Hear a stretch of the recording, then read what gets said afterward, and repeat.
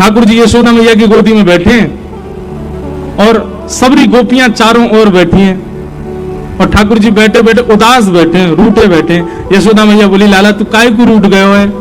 बोले, मैया मैंने जो रात को तोते कहीं कई बार काम को करवा दे। सब गोपी बोली, मैया कहा कही लाला ने रात को? यशोदा मैया इसको बोली, अरे कहा बताऊं, रात में मुझे यूं करो मेरा ब्याह कराए दो। मैया अब मैं बूढ़ा है तो जा रहा हूं, मेरा ब्याह करा दो। 3.5 बरस को भयो अभी, और यूं करो मैया अब का मेरा ब्याह तू बुढ़ापे में करावेगी, अब तो मेरा उम्र रहेगी, मेरा ब्याह करा दे। ऐसी ऐसी बातें न बनावे। सो एक गोपी बोली, अच्छा लाला ब्याह करेगो? बोले, हाँ करूंगो। कैसी छोड़ी ते करेगो? बोली, मैं ढूंढ के अपने आप करूंगा, जैसी मुझे को भावेगी बात करूंगा।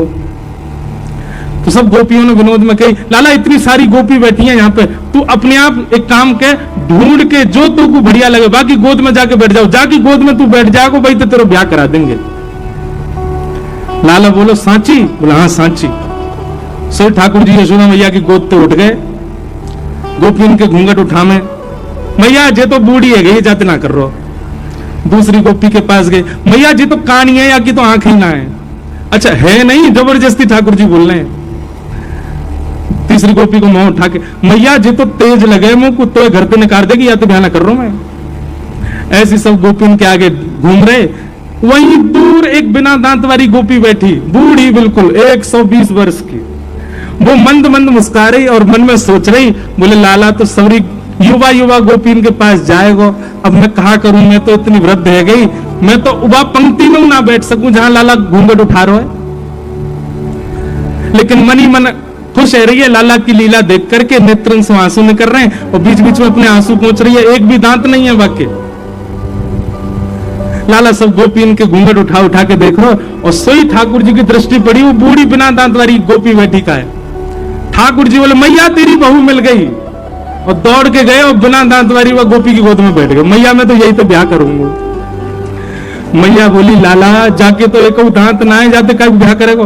बोले, मैया बढ़िया है ना, माखन खावे में दांत ना है, चाहिए वो वे, मैं वो माखन खाऊंगा जो चप चप खायो करेगी। और वह गोपी से ऐसे अंक भर गए, गोपी वह वृद्धा गोपी को इतना सुख प्रदान किया, सब युवा गोपी देखती रही और ठाकुर जी वह को सुख दे रहे।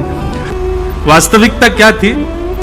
यशोदा मैया अपनी गोद में लेकर ठाकुर जी को बैठी और तब से ही वो मैया यशोदा मैया को निहार रही है और कह रही है, भाग्य की कही ना जाए यशोदा, तेरो कैसो भाग्य, लाला तेरी गोद में बैठे, लाला तेरी कही सुने, लाला तेरो दुग्ध पान करे, लाला को तू जैसा सजा दे वैसा सज जाए।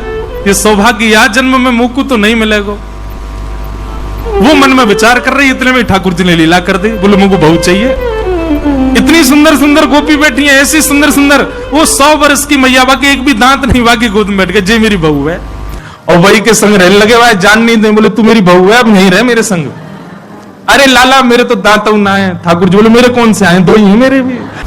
अब ठाकुर जी जब भी निकलते हैं गोकुल में, सबसे पहले वही मैया के घर जामे और घर जाके वह गेट खटा, ए बाबू जल्दी बाहर आ, पाम छू मेरे, तेरो खसम आयो, पाम छू ले। और बूढ़ी मैया तो पाम छुपा के तब जामे ठाकुर जी आगे। ऐसी लाल जी की मधुर लीला, सब पर कृपा कर रहे हैं।